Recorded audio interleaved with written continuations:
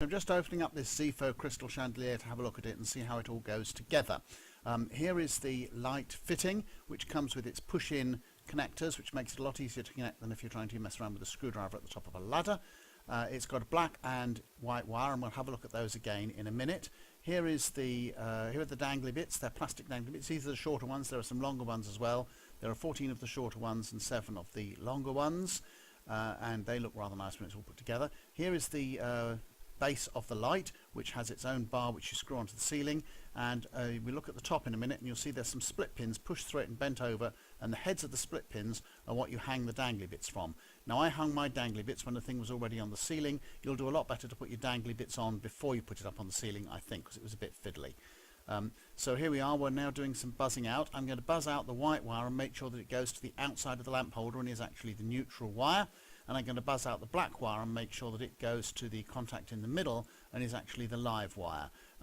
The white and black colour codes are the American colour codes, and of course in this country black would normally be neutral, whereas in America it's live. So whatever you do, don't connect the black wire to live, because that will make the outside screw of the lamp live, which could be hazardous.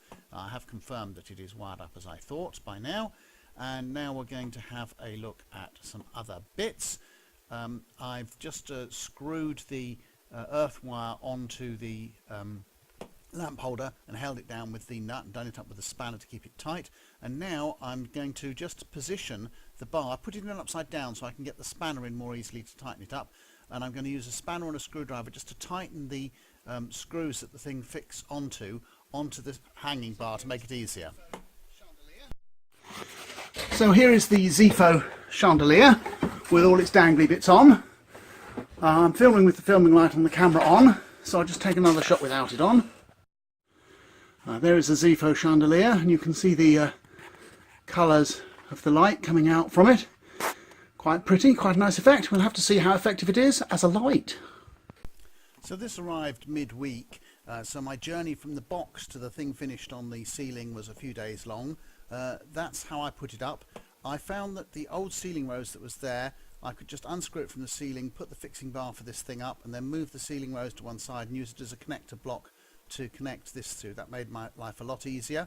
I've got the earth wire connected to the base of the lamp, because obviously the base is metal, so it's quite important to that, and I connected it to the earth in the ceiling rose, and then the live and the neutral are connected up, or the switch live and the neutral are connected up, and it does look rather nice. The lamp is only a 4-watt lamp, so it doesn't give a very bright light, but then this is a bedroom, so that's probably okay. I could always fit a bigger lamp if I wanted more light. I think this is quite nice, and it does finish off our last room to have a fancy light fitting.